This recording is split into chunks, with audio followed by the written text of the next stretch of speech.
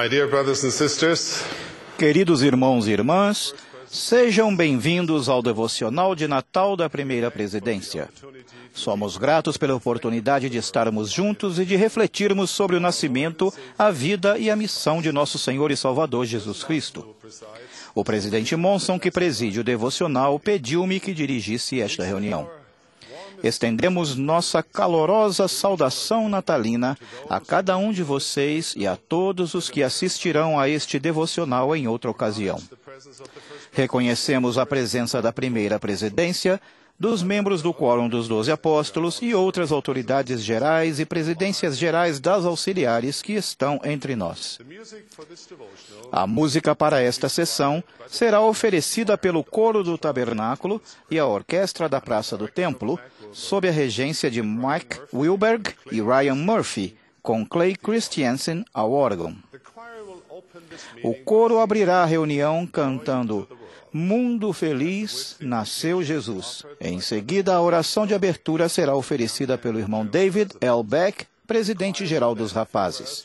Logo após, o coro nos brindará com Quando o Anjo Proclamou.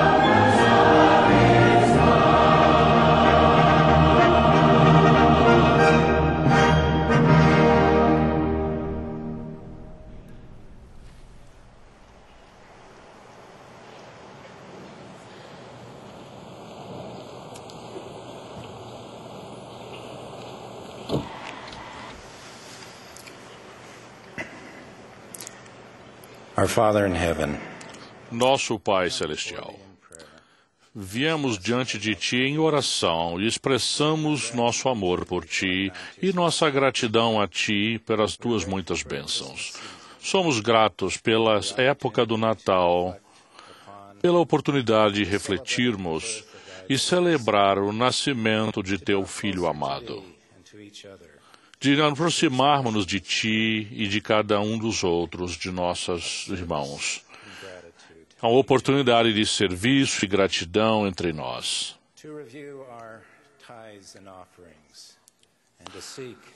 São Tuas as ofertas e a gratidão a gratidão pelas ofertas a Ti. Somos gratos por este devocional e pela oportunidade, neste momento, de ouvir mensagens inspiradas da Primeira Presidência de Tua Igreja, de desfrutar da bela música do Coro do Tabernáculo e da Orquestra do Templo, a Praça do Templo. E oramos para que Tu abençoes cada um deles e suas famílias e consagre o seu desempenho para o bem-estar de todos. Agradecemos-Te, ó querido Pai, pois Tu amaste o mundo de tal maneira que deste Teu Filho unigênito para que todo aquele que nele crer não pereça, mas tenha vida eterna. Agora, Pai, oramos em nosso coração e em nossa mente, para que sejam abertos para a mensagem e para a influência confortadora e consoladora do Teu Espírito Santo. Oramos para que possamos ser inspirados para darmos ouvido às palavras de Teus servos, que procuraram com profunda gratidão no coração louvar o santo nome de Teu Filho. Eles que são testemunhas especiais de Seu nome em todo o mundo. Ajuda-nos, Pai, para compreendermos e apreciar e amar o nosso Salvador. Fortalece-nos para segui-lo com fidelidade. É o que oramos, com humildade, em Seu santo nome, Jesus Cristo. Amém.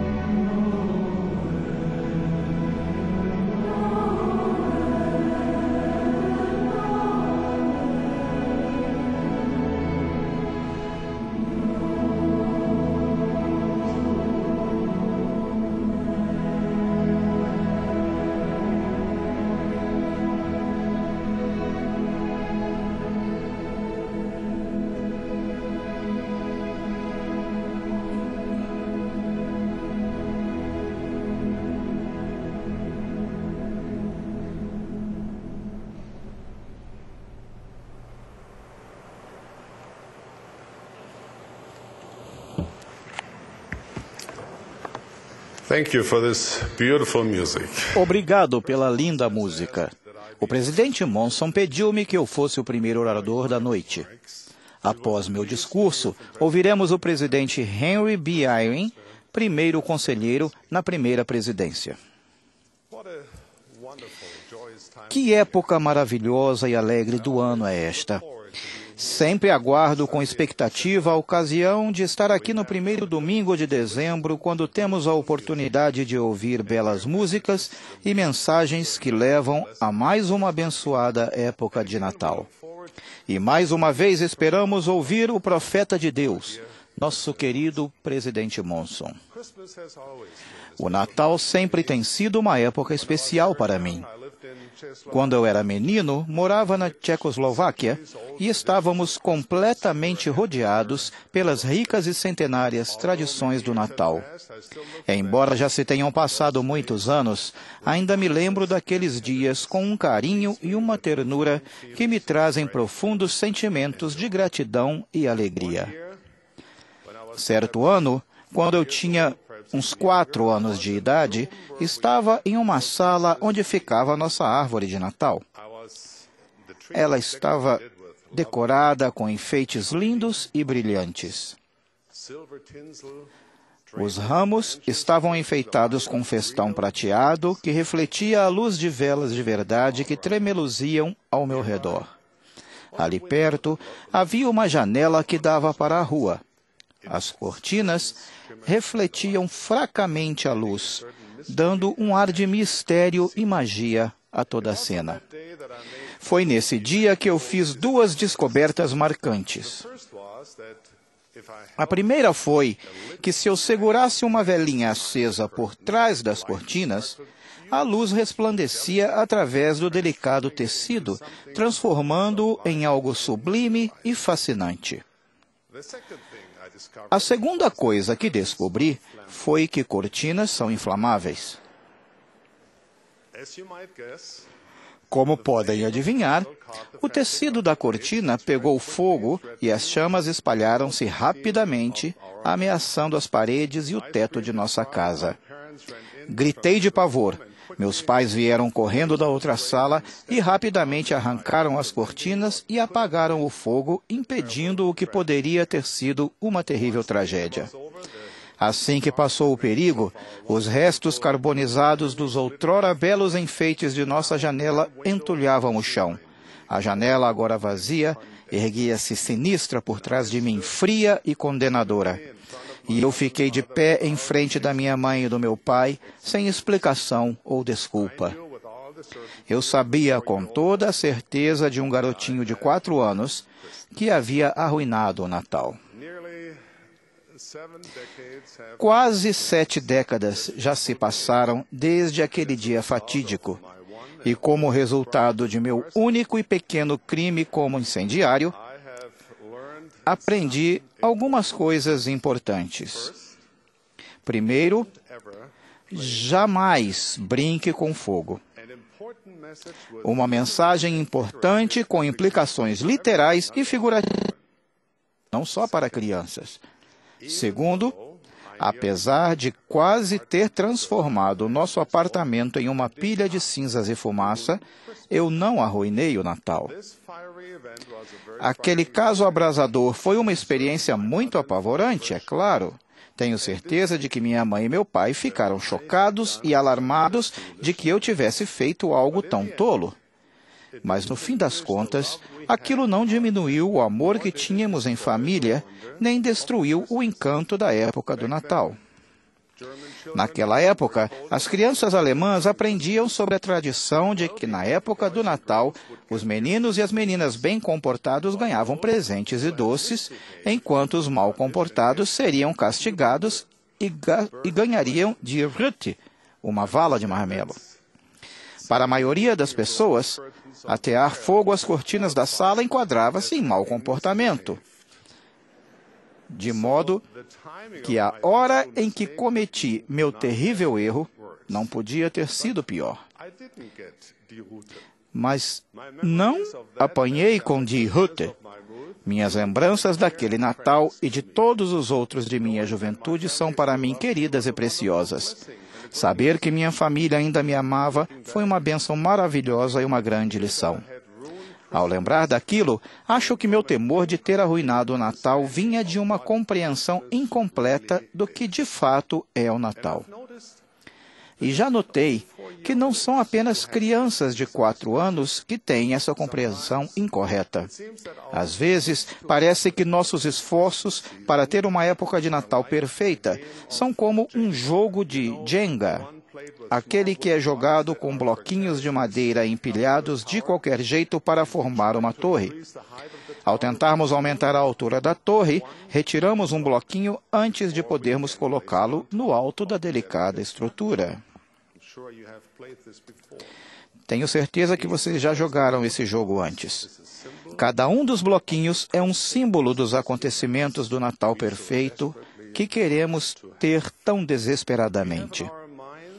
Temos uma ideia mental de como tudo deve ser. A árvore perfeita, as luzes perfeitas, os presentes perfeitos e os eventos familiares perfeitos. Podemos até mesmo querer recriar algum momento mágico de que nos lembramos de outros natais. E nada menos que a perfeição servirá. Mais cedo ou mais tarde, algo desagradável acontece. Os bloquinhos de madeira caem, as cortinas pegam fogo, o peru queima, o tamanho da blusa está errado, os brinquedos vieram sem as pilhas, as crianças discutem, a pressão aumenta. E a imagem do Natal perfeito que tínhamos imaginado, a magia que pretendíamos criar, despedaça-se ao nosso redor. Como resultado, a época do Natal é muitas vezes uma época de estresse, ansiedade, frustração e talvez até decepção. Mas então, se simplesmente estivermos dispostos a abrir o coração e a mente para o espírito do Natal, reconheceremos as coisas maravilhosas que acontecem ao nosso redor e que voltam a nossa atenção para o que é sublime. Geralmente, é algo pequeno. Lemos um versículo de Escritura, ouvimos uma canção de Natal sagrada e prestamos real atenção à letra, ou vemos uma expressão sincera de amor. De uma maneira ou de outra, o Espírito toca o coração e vemos que o Natal, em sua essência, é muito mais resistente e duradouro do que muitas das pequenas coisas da vida que, com frequência, usamos para enfeitá-lo. Nesses momentos preciosos, percebemos aquilo que sabemos e sentimos no coração, que o Natal tem a ver com Cristo.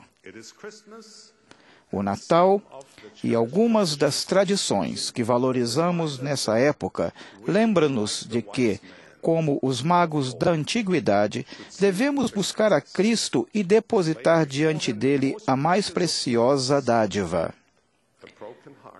um coração quebrantado e um espírito contrito. Devemos oferecer a ele o nosso amor. Devemos oferecer a ele a nossa disposição de tomar sobre nós o seu nome e andar no caminho do discipulado. Devemos prometer sempre nos lembrarmos dele, imitar seu exemplo e fazer o bem. Não podemos oferecer a ele a dádiva da perfeição em todas as coisas, porque essa é uma dádiva que está além de nossa capacidade, pelo menos por enquanto. O Senhor não espera que nos comprometamos a mover montanhas, mas Ele exige que depositemos como dádivas os nossos melhores esforços para mover a nós mesmos, um passo de cada vez, andando nos caminhos que Ele preparou e ensinou. E quais são as dádivas do Salvador para aqueles que desejam depositar diante dele essas dádivas? Talvez essa seja a troca de presentes mais unilateral da história do universo. As dádivas do Salvador para nós são de tirar o fôlego. Vamos começar pela imortalidade. Pelo fato de o Salvador ter sobrepujado a morte, todos os homens e todas as mulheres, tanto justos como injustos, viverão para sempre. Depois, temos o perdão. Mesmo que nossos pecados e imperfeições sejam como a escarlata, eles se tornarão como a branca lã por causa dele. Ele é nosso Salvador. E, finalmente, a vida eterna, o maior de todos os dons. Por causa da expiação de Cristo, não só temos a garantia de uma quantidade infinita de vida, como também Ele oferece a possibilidade de uma qualidade de vida inimaginável. Alguns de seus dons divinos estão reservados para aquele glorioso dia futuro em que voltaremos à sua presença. Mas Ele dá a nós muitas dádivas e a sua graça todos os dias. Ele promete que ficará conosco, que virá a nós quando precisarmos ser consolados, que nos erguerá quando tropeçarmos, que nos levará nos braços se for preciso, que chorará, rirá, lamentará e se regozijará conosco. Todos os dias Ele se oferece para dar-nos a mão e ajudar-nos a transformar uma vida comum em experiências espirituais extraordinárias. É claro que não precisamos de um feriado de Natal ou de tradições natalinas para nos lembrarmos de Jesus Cristo, o Salvador. Mas a celebração do Natal pode ajudar-nos a lembrar dele. A sagrada época do Natal pode ser uma oportunidade de nos comprometermos novamente a manter acesos no coração o fogo do Espírito e a glória do Filho de Deus todos os dias, o ano todo. Esta é uma maravilhosa época do ano. Talvez não seja perfeita, mas se o Natal for capaz de apontar nosso coração na direção do Salvador, podemos nos regozijar até com as imperfeições da época. Irmãos e irmãs, caros amigos, que possamos sempre nos lembrar de trazer dádivas a Ele que deu tudo de si por nós. Que possamos sempre nos lembrar e ser gratos porque no nascimento daquele infante o universo rejubilou. E que cada época de Natal possa nos lembrar de erguer nossas vozes e encher o coração de alegria e gratidão, porque Cristo, o Rei, nasceu. Cristo vive, Ele é real, Ele é nosso Redentor, no Natal e sempre. Disso presto solene testemunho. Deixo com vocês uma bênção de amor e os meus votos mais calorosos de uma época de Natal significativa. No nome sagrado de Jesus Cristo. Amém.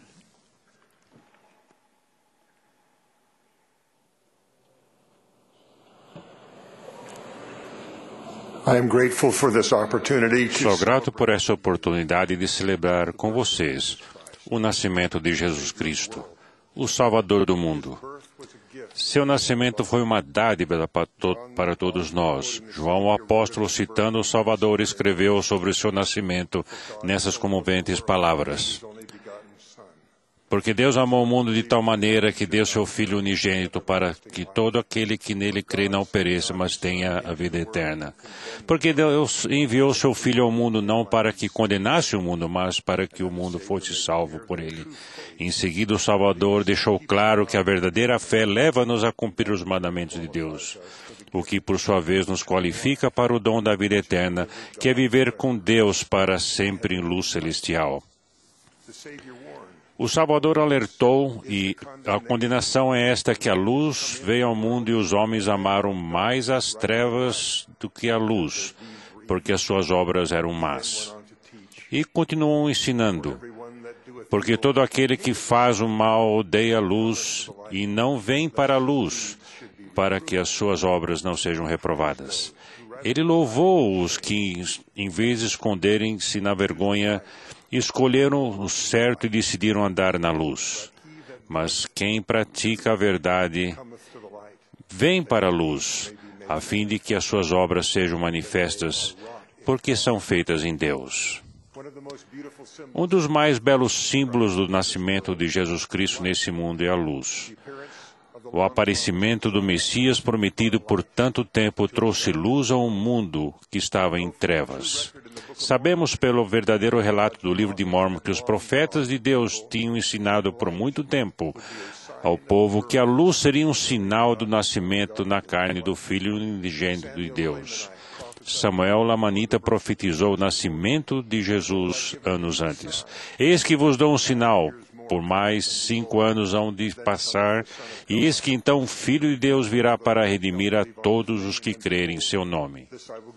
E eis que isso vos darei por sinal na ocasião de sua vinda. Eis que haverá grandes luzes no céu, de modo que na noite anterior à sua vinda não haverá escuridão, tanto que os homens parecerá ser dia. Portanto, haverá um dia e uma noite, e um dia como se fosse um só dia e não houvesse noite.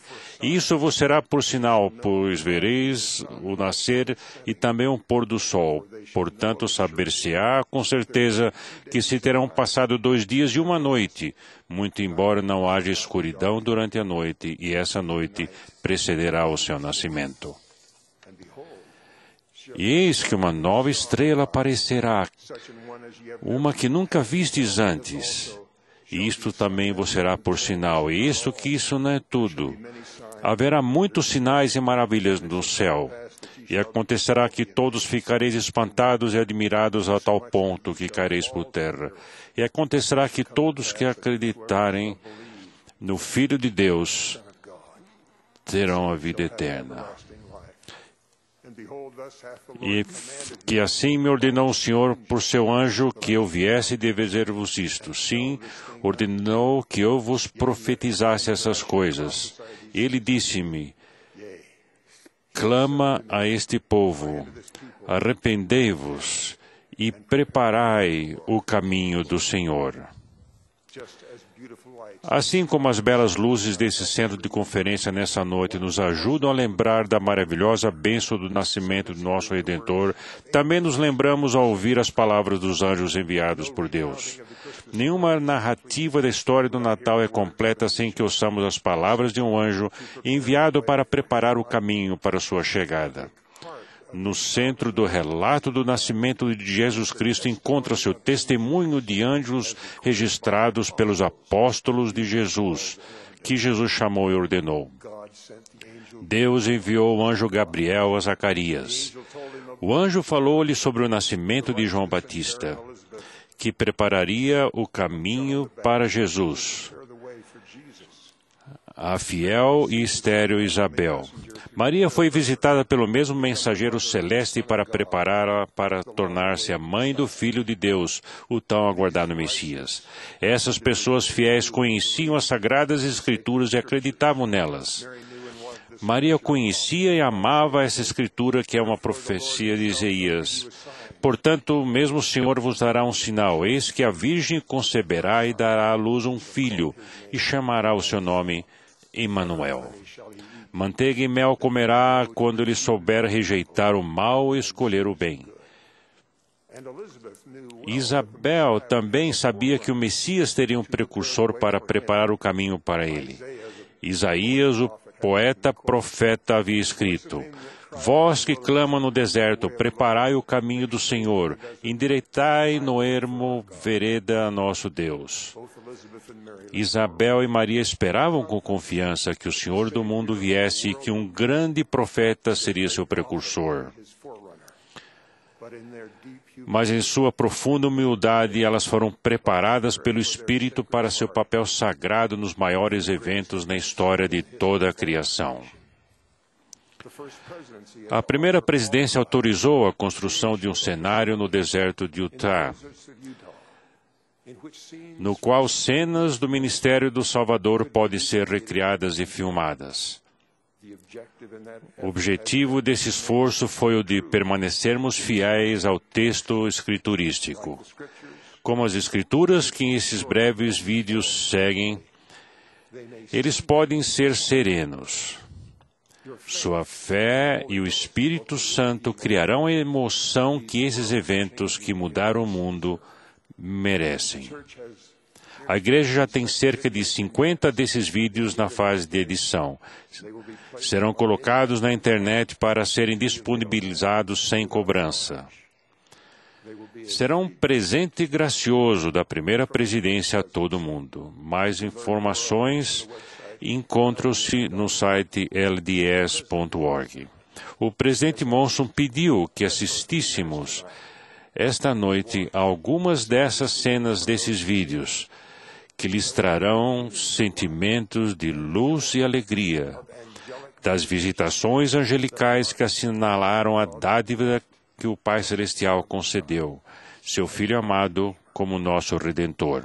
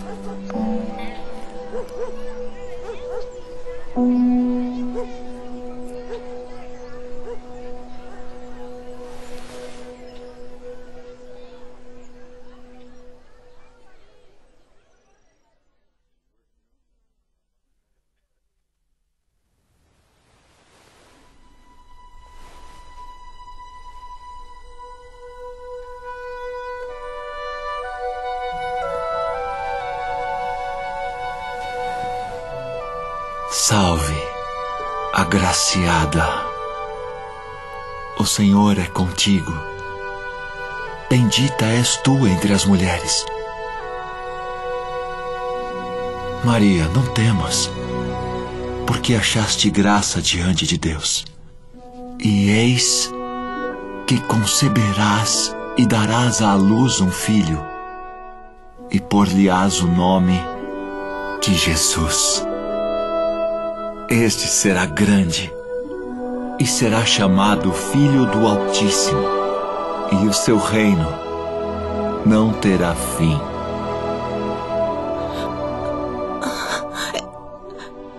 Como se fará isso? Pois não conheço homem algum. Descerá sobre ti o Espírito Santo, e a virtude do Altíssimo te cobrirá com a sua sombra, pelo que também o santo que de ti há de nascer será chamado Filho de Deus. E eis que também Isabel, tua prima, concebeu um filho em sua velhice. Porque para Deus nada é impossível.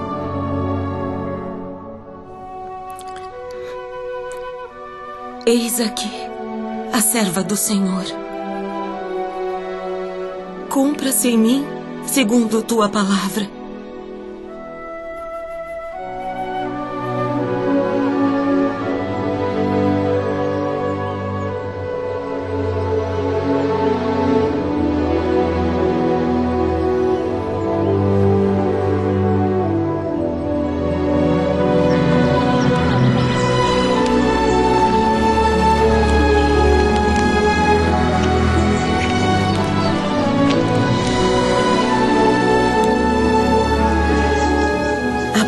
Seja contigo, cara prima. Sê forte e abençoada. Bendita és tu entre as mulheres, e bendito o fruto do teu ventre. E de onde me provém isso? que a mãe do meu Senhor venha a mim.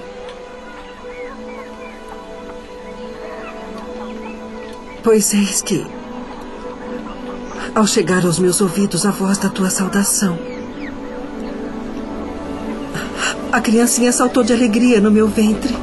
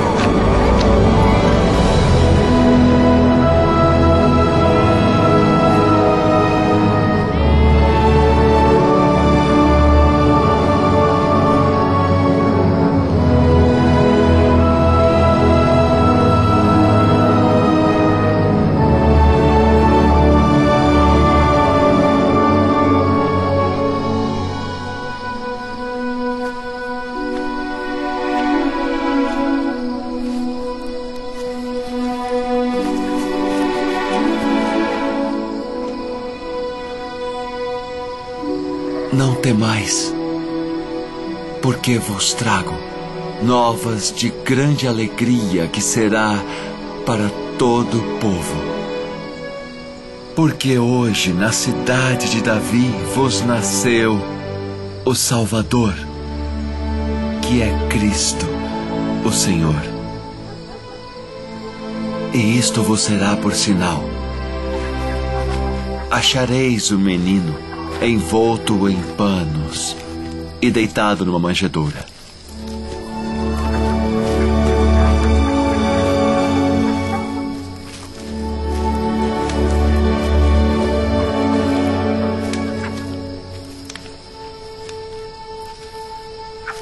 Shalom Alechem. Alechem Shalom.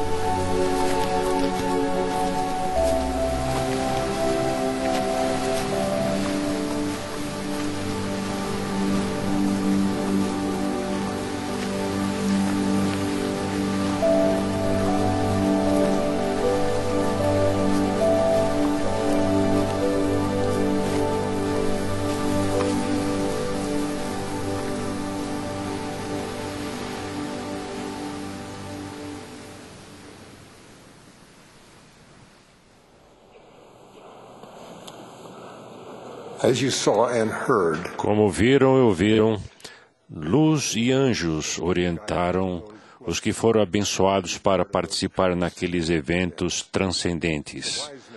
Os magos foram criados por uma estrela até Jesus para adorá-lo. Eles abriram seus tesouros e ofereceram-lhe dotes preciosos de ouro, incenso e mirra. Referiam-se a ele como o rei dos judeus. Os magos foram alertados por Deus em sonho para que não retornasse a Herodes, porque ele tramava contra a vida da criança. Eles decidiram retornar a seus países por outro caminho. Então o anjo do Senhor apareceu a José em sonho. O anjo o alertou a fugir para a segurança do Egito com Maria e o menino Jesus. O anjo lhe disse: demora-te lá até que eu te diga, porque Herodes há de procurar o menino para o matar. E Mateus registra: e ele esteve lá até a morte de Herodes, para que se cumprisse o que foi dito da parte do Senhor pelo profeta, que diz: do Egito chamei o meu filho. O anjo, tal como prometera, apareceu a José de novo após a morte de Herodes. O anjo alertou e guiou a Sagrada Família em segurança, desta vez a Nazaré, para que se cumprisse o que fora dito pelos profetas: ele será chamado Nazareno. Assim como comemoramos o nascimento e a infância do Salvador nesta noite, há muitas lições a serem aprendidas. A maioria delas foi aprendida ao assistir e ouvir, nem tanto pelas imagens e palavras, mas pelo Espírito. Reconhecemos e sentimos a verdade. Sentimos o amor do Salvador e pelo Salvador. E, sem dúvida, sentimos um desejo de amar como Ele amou. Sentimos crescer nossa fé nos profetas e servos de Deus, tanto nos anjos que Ele enviou para nos suster, quanto naqueles que Ele chama a seu serviço para guiar-nos. Sentimos, sem dúvida, a maior fé de que Deus é o mesmo imutável ao longo do tempo e do espaço. E talvez tenhamos sentido o Espírito testificar do profeta Joseph Smith, cujo aniversário celebraremos em alguns dias. Seu inabalável testemunho de que o anjo Moroni, um profeta antigo, veio até ele, está em perfeita harmonia com as experiências dos magos de Zacarias, de Isabel, de Maria, mãe do nosso Senhor, de José e de incontáveis outros. A lição é de que podemos ter experiências tão maravilhosas sempre que desejarmos, nem de que aconteçam até mesmo quando sentimos grandes necessidades delas. A lição é de que Deus conhece nossas necessidades e Ele nos ama e cuida de nós. Ele nos deu a dádiva de um Salvador, seu Filho perfeito, o Cordeiro sem mácula. Por meio da visita do Pai e do Filho e por meio de anjos, Ele restaurou a Igreja de Jesus Cristo nesses últimos dias. Ele chamou profetas e apóstolos para guiar-nos em segurança nesta vida e obtermos a vida eterna no futuro. Jesus Cristo foi crucificado e ressuscitou para que possamos viver de novo e para que possamos ser purificados e limpos do pecado, preparados para a glória da vida eterna.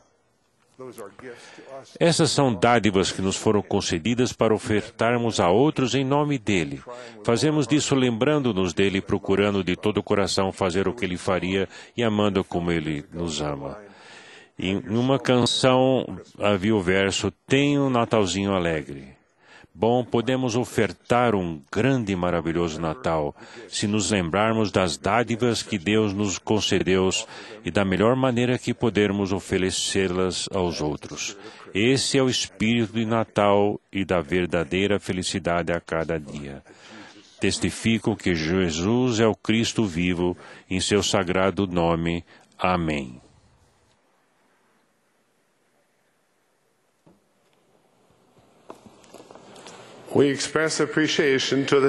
Queremos agradecer ao coro do Tabernáculo e à orquestra da Praça do Templo pela música maravilhosa que trouxe o espírito de Natal ao nosso coração.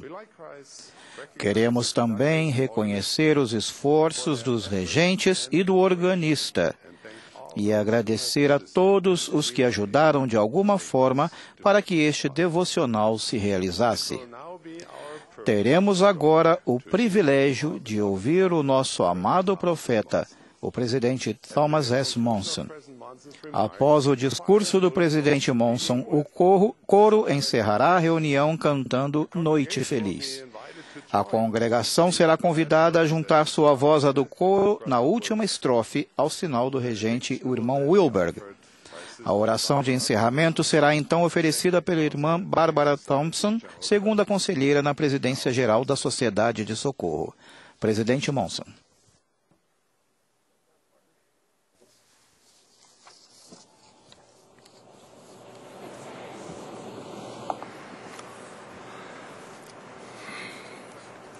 Before I express my prepared remarks, antes de falar o discurso que preparei, eu gostaria de usar duas palavras.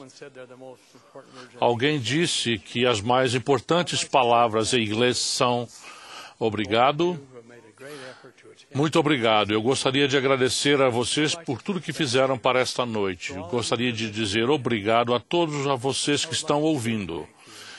E gostaria de dizer muito obrigado a todos os funcionários da igreja e aqueles nos escritórios das autoridades gerais que são tão úteis para nós e nos dão tanta devoção e atenção durante o trabalho.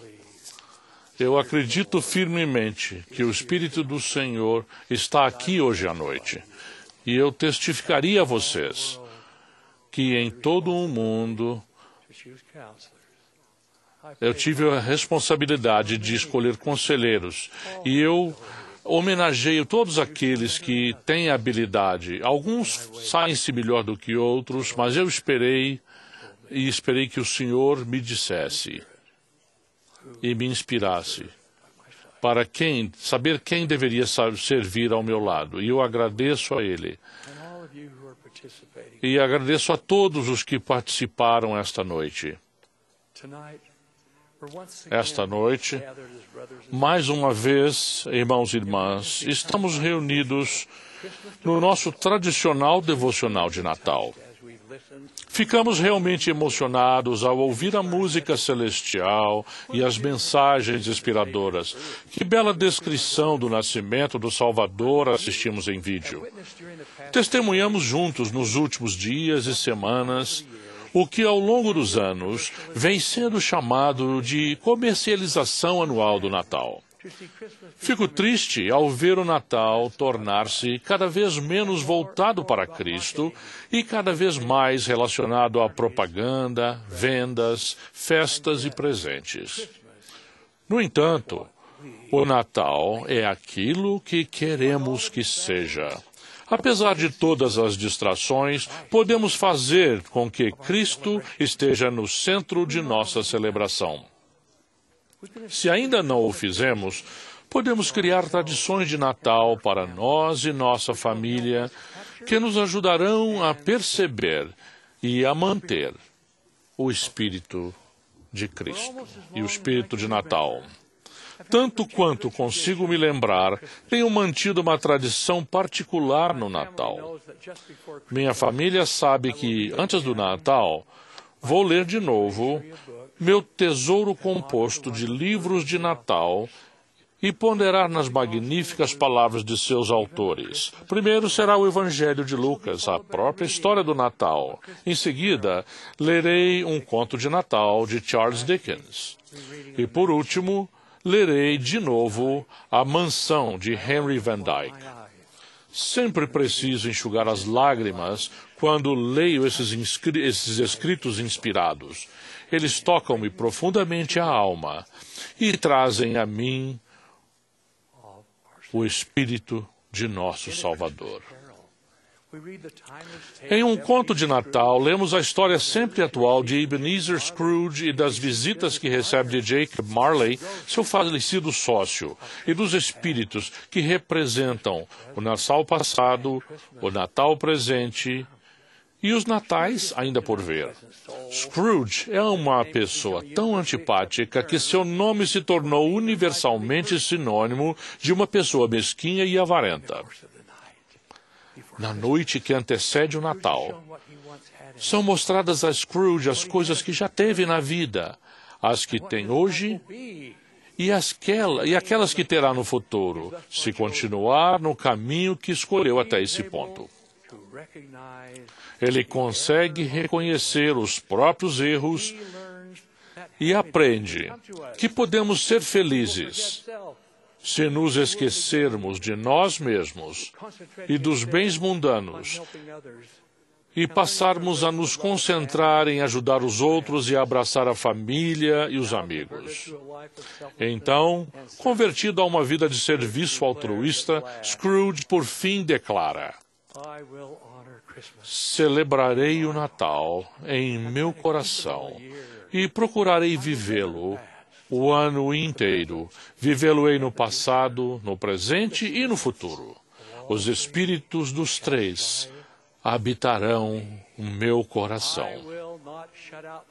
Não recusarei as lições que eles ensinam. Esse relato tocante nunca deixa de inspirar-me. Minha última leitura, A Mansão de Henry Van Dyke, é da mesma natureza da história de Ebenezer Scrooge, mas se passa com um tal de John Waitman, ricaço, político poderoso e cidadão bem-sucedido. Certa noite, John senta-se em sua biblioteca em uma confortável poltrona e contempla suas riquezas. Diante dele encontram-se descrições e fotos da ala Waitman do hospital, da cátedra Waitman de jurisprudência política, além de um relato da inauguração da escola primária Wayman. John Waitman sentia-se realizado. Havia conquistado uma ampla fortuna. E, quando a compartilhava, queria reconhecimento. Sua filosofia sobre a filantropia poderia resumir-se em suas próprias palavras, que cito: nada de centavos jogados em chapéus de mendigos. Faça suas doações, de modo a serem reconhecidas. Depois, pegou a Bíblia da família, que estava sobre a mesa, abriu em uma passagem e leu para si mesmo: não ajunteis tesouros na terra, onde a traça e a ferrugem tudo consomem, e onde os ladrões minam e roubam, mas ajuntai tesouros no céu. Pareceu-lhe que o livro escapou-lhe das mãos. Inclinou-se para frente sobre a mesa, a cabeça repousando sobre as mãos cruzadas. Mergulhou em um sono profundo. Em seu sonho, John Waitman foi transportado até a cidade celestial. Um guia recebeu a ele e a outros, que ele conhecera em vida, e anunciou-lhes que conduziria cada um às suas moradas celestiais. O grupo se deteve diante de uma bela mansão e ouviu o guia dizer: esta é a sua mansão, Dr. McLean. Pode entrar. Aí não há mais doenças, morte, tristezas ou dor, pois todos os seus inimigos foram vencidos. Mas todo o bem que você fez aos outros, toda a ajuda que lhes deu, todo o consolo que proporcionou, todo o encorajamento e o amor que concedeu aos que sofriam, estão aqui. Pois tudo isso foi usado como material para construir esta casa para você. Em seguida, o devotado marido de uma esposa inválida recebeu uma bela mansão, assim como uma mãe viúva na juventude, que criara uma família extraordinária. Uma jovem paralítica que vivera em uma cama por 30 anos, incapacitada, mas não desesperada, recebeu uma bela mansão. Ela havia alcançado, por meio de milagrosa coragem, seu objetivo único: nunca reclamar, mas sempre compartilhar um pouco de sua alegria e paz com todos os que dela se aproximassem. Um após outro membro do grupo foi recebendo sua mansão, onde adentravam com alegria. E de dentro das casas vinham doces vozes de boas-vindas. A essa altura, John Waitman mal podia esperar para ver a mansão que lhe estava reservada. Quanto mais ele e o guia prosseguiam, menores tornavam-se as casas. Por fim, chegaram a um campo aberto, árido e solitário. No meio do campo havia uma pequena cabana. O guia lhe disse: esta é a sua mansão, John Waitman. Abalado, John Waitman disse ao guia que só podia ser um engano, que o confundiram com outro John Waitman. Com a voz carregada de ressentimento, gritou: por acaso esta é a mansão adequada para alguém tão conhecido e devotado? Por que ela é tão desprezivelmente pequena e ordinária? Por que não construíram algo amplo e belo como as outras? O guia replicou: construímos com o material que você nos enviou. John Waitman sentia-se humilhado. Você não sabe que construiu uma escola, uma ala hospitalar, 3 igrejas? Espere, disse o guia, essas não foram coisas más, mas todas estavam assinaladas para formarem o alicerce do nome e da mansão de John Waitman na terra. Na verdade, você já foi recompensado por esses feitos. Não espera ser pago em dobro, não é? John Waitman, agora triste, porém mais maduro, perguntou com sinceridade: o que é que se leva em conta aqui? A resposta foi: somente aquilo que foi doado de verdade. Só o bem que foi feito pelo amor de fazê-lo. Só os planos em que o bem-estar dos outros era que importava. Somente as obras em que o sacrifício era maior que a recompensa. Só os presentes em que o doador esquecia-se de si mesmo. A voz do guia foi ficando distante enquanto John Waitman despertava com o suar do relógio, marcando a hora. Imagens pálidas e recortadas da cidade que despertava penetravam lentamente a sala pelas aberturas entre as pesadas cortinas. Ele havia dormido ali a noite inteira. Transformado pela mensagem do sonho, ele tinha ainda vida pela frente, amor para compartilhar e presentes a oferecer. Essas leituras nunca deixam de trazer-me o espírito do Natal. O espírito do Natal é o espírito de amor, de generosidade e de bondade. Ele ilumina a alma e contemplamos a azáfema da vida diária de novos olhos e nos tornamos mais voltados para as pessoas do que para as coisas. O espírito do Natal é algo que espero que todos nós tenhamos no coração e na vida. Não só nesta época em particular, mas ao longo dos anos. Um sábio cristão certa vez alertou: não deixemos o Natal dissipar-se, mas que o guardemos no coração por toda a vida. Esta é a minha súplica esta noite, porque quando preservamos o espírito do Natal, preservamos o espírito de Cristo. Pois o espírito do Natal é o espírito de Cristo. Ele afasta de nós todas as distrações que podem diminuir a importância do Natal e apagar seu verdadeiro significado. Não há ocasião melhor que esta época do Natal para todos nós rededicarmos aos princípios ensinados por Jesus Cristo. Por ele ter vindo ao mundo, temos um exemplo perfeito a seguir. Se nos esforçarmos para nos tornar como ele, teremos alegria e felicidade na vida e paz em cada dia do ano. É o exemplo dele que, se seguido, fará brotar em nós mais bondade e amor, mais respeito e atenção pelos outros. Por ele ter vindo, nossa existência mortal faz sentido. Por ele ter vindo, sabemos como procurar os que sofrem, onde quer que estejam. Por ele ter vindo, a morte perdeu seu aguilhão e a sepultura sua vitória. Viveremos novamente, porque ele veio. Por ele ter vindo, pagou por nossos pecados e temos a oportunidade de obter a vida eterna. Porque ele veio, estamos aqui esta noite para adorá-lo em laços de irmandade e amor. Que seu precioso Espírito esteja conosco e que possa sempre ser o centro de nossa celebração e de nossas próprias vidas. É a minha oração.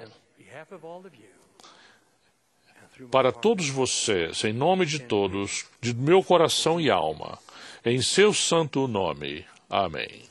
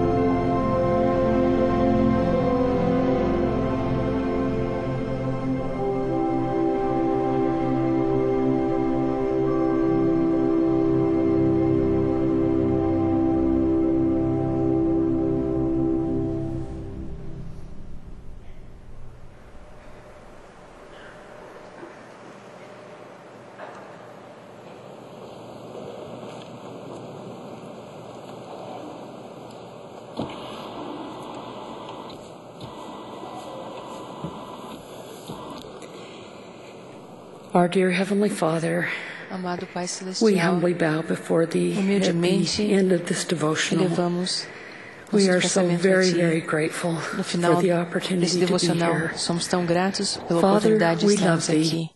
Pai, nós Te amamos. Amamos o Teu Filho, Jesus Cristo. We are so grateful Somos tão gratos pela expiação, pela vida perfeita, pelo exemplo perfeito. Oramos para que possamos ter o desejo de compartilhar o que aprendemos, o que sentimos, o que acreditamos, para que outros possam ter o Evangelho em suas vidas. Somos gratos pelas mensagens maravilhosas que ouvimos. Somos gratos pela música bela e inspiradora. Ajuda-nos que possamos lembrar essas coisas no decorrer deste mês e possamos desfrutar desta época do Natal. Ajuda-nos a lembrar aqueles que estão sofrendo, aqueles que estão doentes ou estão sofrendo devido às calamidades da guerra ou outros problemas. Ajuda-os, abençoa-os. Ajuda-nos a abençoar, a procurar aqueles que têm carências. Expressamos a Ti novamente nossa gratidão, humildemente, em nome de nosso Filho, Teu Filho amado Jesus Cristo. Amém.